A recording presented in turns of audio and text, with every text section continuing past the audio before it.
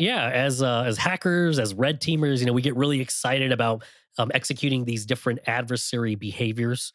But we always got to be cognizant of the fact, the difference between, say, a red teamer and adversary is simply permission.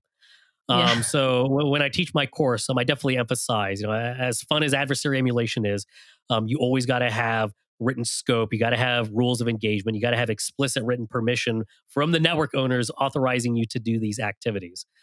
So that's one of the big things that viewers could take away from my course is it's not just how to execute all these cool adversary behaviors. It's how to do so professionally, safely, and ethically so you stay out of trouble.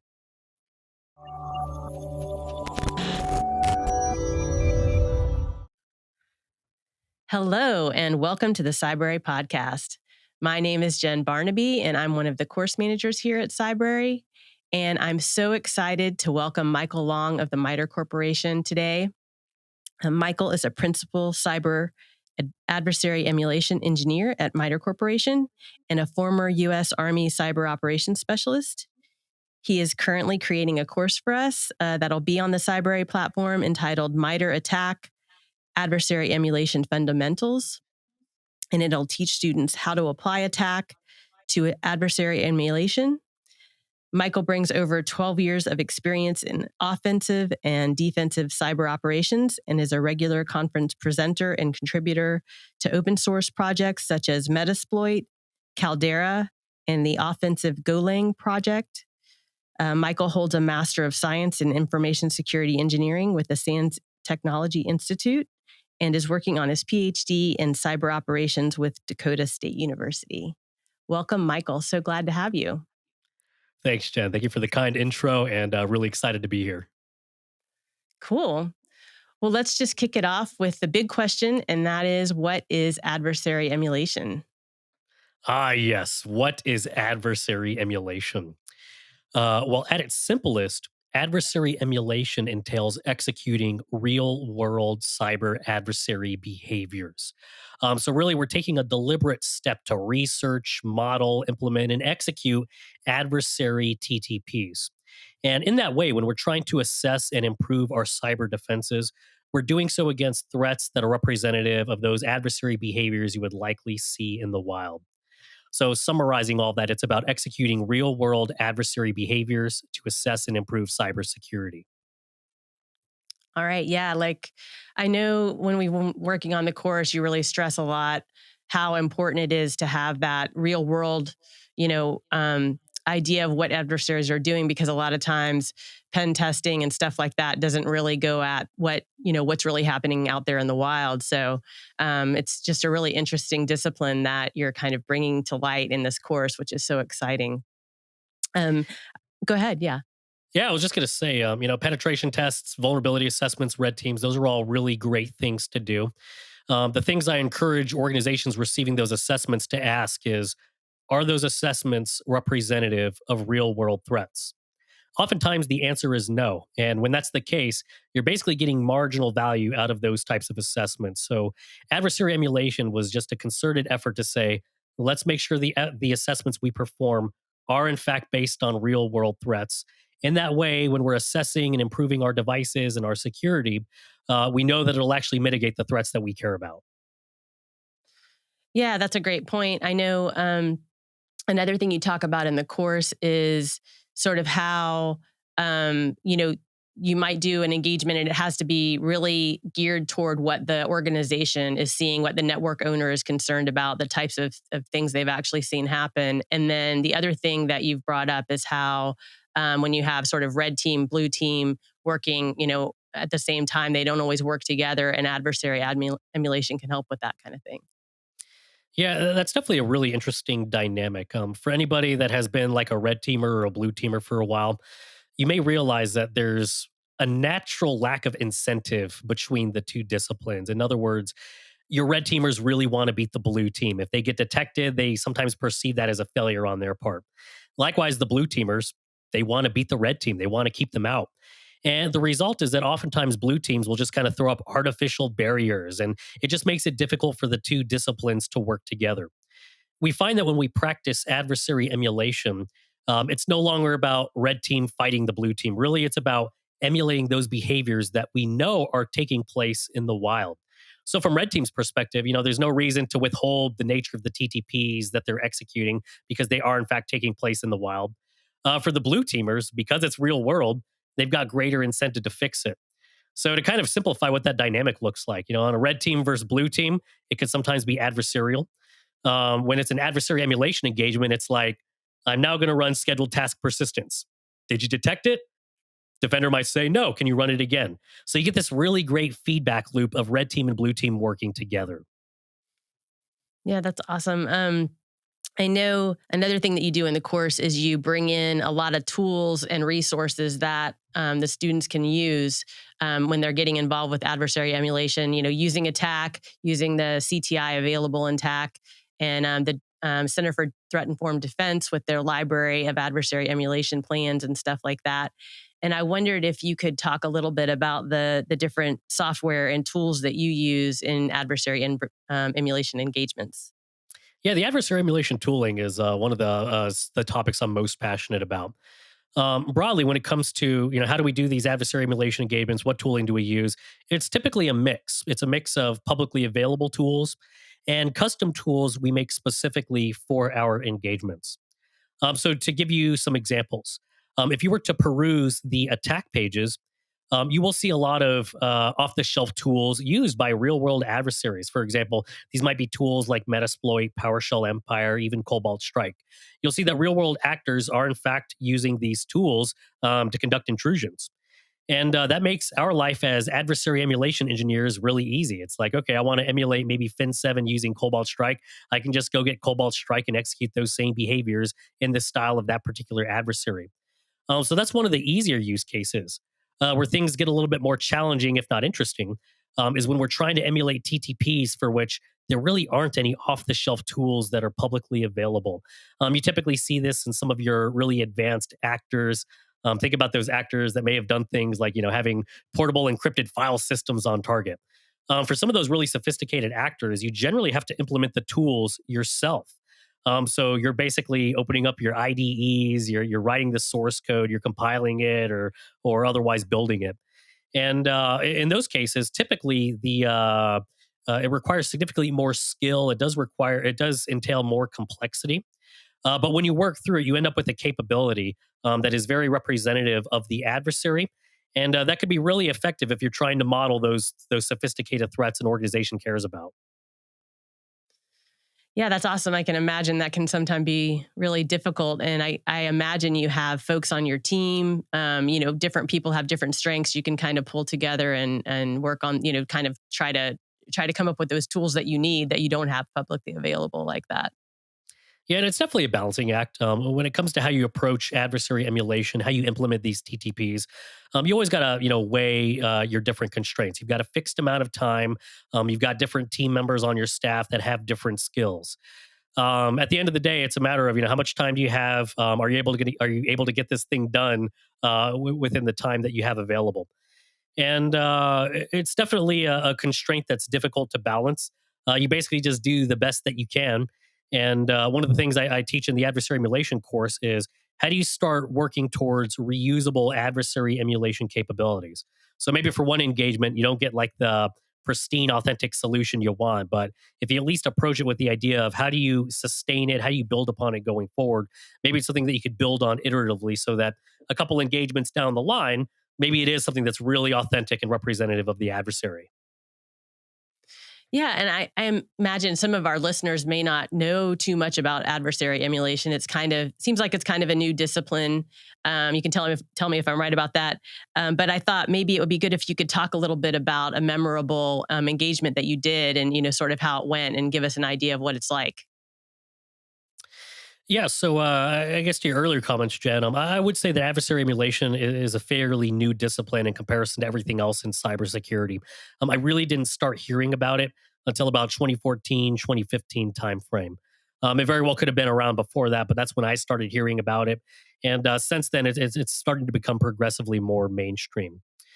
But as for some examples, like some memorable adversary emulation engagement activities, I think back to one of my projects I was working on. This was under the MITRE ATT&CK Evaluations project. And the basic premise of that is that we develop adversary scenarios where we model real world behaviors against very prominent cybersecurity solutions, and we publicly release the results. So, for example, if you're a user of one of these products, whether it's Microsoft Advanced Threat Protection, Symantec McAfee, if you use one of these products, if they participated in our evaluation, you can go to our website and kind of see how that solution measured up to the different adversary behaviors under test. So, anyways, I'm working on attack evaluations, and I'm implementing some malware for an actor called Fin7. Fin7 is known to be a financially motivated actor. They've previously targeted hospitality, restaurants, kind of those industry verticals. One of the particular malware specimens that Fin7 used was called Pillowmint.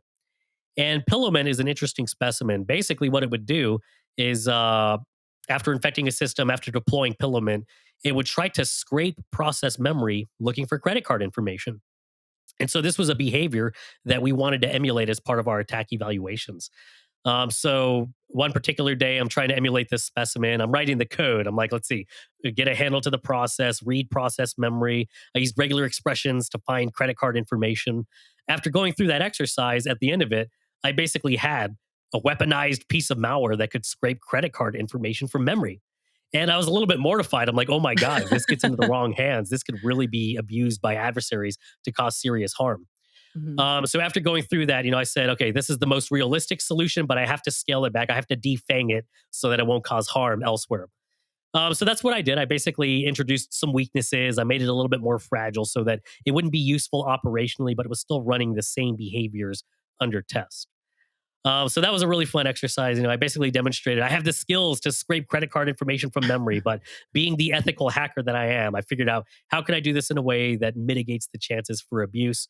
In that way, we're emulating behaviors so that we can assess and improve cybersecurity. Yeah, that's really interesting. I know in the course you also talk about, that's like a big part of it is how you do these engagements and you don't get into trouble and you kind of you've got to plan it out right. You've got to talk to the network owners, you've got to make sure everybody knows what's going to be happening and stuff like that. So that's I can imagine you can sometimes step over a line maybe with that kind of activity. Yeah, as hackers, as red teamers, we get really excited about executing these different adversary behaviors. But we always got to be cognizant of the fact, the difference between, say, a red teamer and adversary is simply permission. Yeah. So when I teach my course, I definitely emphasize, as fun as adversary emulation is, you always got to have written scope. You got to have rules of engagement. You got to have explicit written permission from the network owners authorizing you to do these activities. So that's one of the big things that viewers could take away from my course is it's not just how to execute all these cool adversary behaviors. It's how to do so professionally, safely, and ethically so you stay out of trouble. Yeah, and that kind of echoes something that we've had come up on the podcast before talking to different practitioners is the need for those soft skills, the communication skills, the way to explain what you're going to do. Maybe you have to do that sometimes with non-technical folks that aren't going to completely understand what you're up to. So that's really an important part of it. I know you give some good examples of how to draw up those communications and make sure they're, clear and kind of at the level of the people that you're communicating with. Yeah, I think the soft skills are in many ways underrated compared to all of our different technical skills. Like, when we're doing adversary emulation, it's really easy to get in the weeds when you're disassembling an adversary binary, you're studying its behaviors. At a certain point, you got to go talk to network owners and say, this is the behavior under test. This is your ability to protect or detect it. And this is why it matters. This is what you might want to do to mitigate it. Having those soft skills to be able to communicate that clearly and succinctly, it's very, very difficult. It definitely takes a lot of practice. I'd like to say that I'm decent at it, but I'm still nowhere, near as good as some of the other professionals that I admire. So all that is to say, it's a really good skill to invest in. And I think as much as we focus on technical skills, definitely take some time to focus on your soft skills as well. Yeah, and sort of in that vein, for people that are listening that want to get into adversary emulations, what kind of tips do you have for those people? And what should they try to do? What should they study up on? What should they, you know, uh, sort of besides your course, obviously, which is where we want people to start. What other kind of avenues could they go down? Yeah, so if you're an absolute beginner, I definitely advocate starting with the fundamentals. Before you kind of dive into any cybersecurity discipline, there's a few key things that you generally need a good foundation of. And that's basically operating system administration. You should know your way around a Linux and Windows command line. You should know basic networking. You have to know how different activity traverses the network. And then beyond that, having just some foundational scripting or automation skills. We're basically getting to the point where to be effective in cybersecurity, you really got to be able to automate. You got to be able to solve problems at scale. And that's kind of where programming and scripting comes into play. So assuming you've got a foundation of, just OSs, networking, some basic scripting, and you want to get into, how do I get into adversary emulation? A really good exercise is to kind of start with the attack matrix. Maybe identify an adversary, identify a TTP that's of interest to you, and then try and implement it. So, for example, you might go to like the APT29 page, go down to where it talks about how APT29 does scheduled task persistence. See if you could implement that in a trusted format and maybe run it in a lab environment.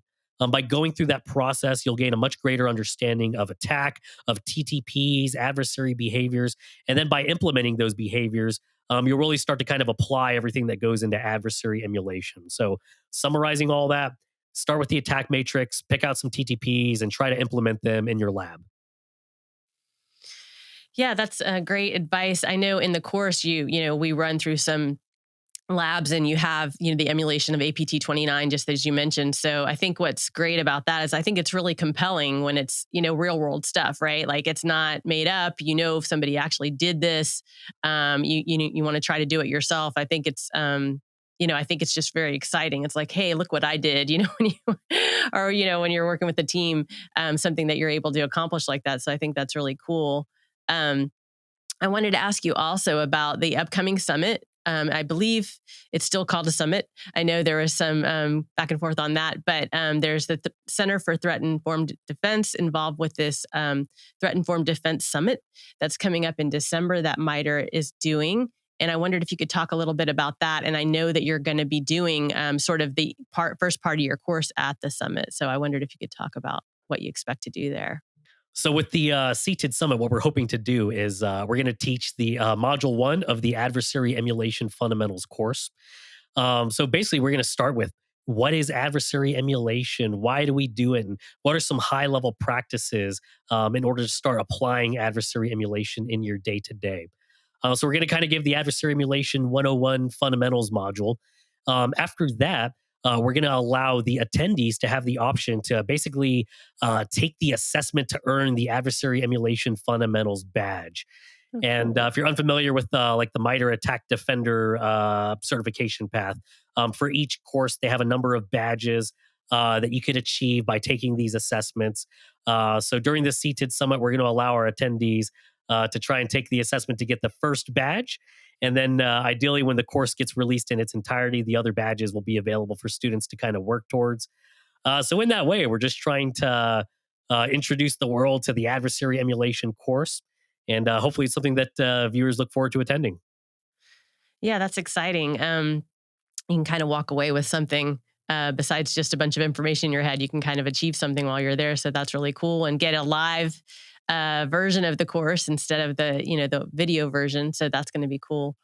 Um, yeah, I don't know if you have anything else you wanted to add to about adversary emulation or sort of what MITRE has in the attack framework or the Center for Threat Informed Defense. Is there anything else you wanted to add about those? Well, there's another resource that I would point those who are interested to, and that's called CALDERA. CALDERA is MITRE's automated platform for adversary emulation. It makes it really easy to execute adversary TTPs. It maps very closely to attack. And it's built on an extensible plugin system, meaning that there's a lot of really cool and interesting plugins in the framework beyond adversary emulation. Best part about all of this is that it's freely available. You can get it on GitHub. Recently, they started bundling Caldera into Kali Linux's network repository. So if you're a Kali Linux user, you could basically sudo apt-get install Caldera, and it makes it really easy to install it and get running with it. So if you're interested in any kind of frameworks to get started with adversary emulation, Caldera is something that's really interesting to take a look at. Awesome. That's great.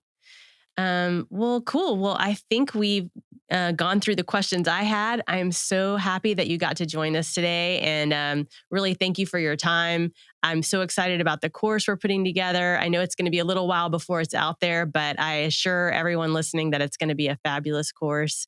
And Michael is just such a good instructor, gives so many good, clear examples and guidance, and based on his experience, which is always great, just, being able to provide really almost tangible things that you can apply as you're getting into adversary emulation. So I'm really excited about that. So I want to thank you so much, Michael, for being here. Well, thank you for the kind words, Jen. It was my pleasure. Great. Well, thanks to the listeners. Be sure to like and subscribe to our podcast, and check back with us each week for more Cybrary content, and leave us a review. That always really helps us a lot. And thank you for joining us.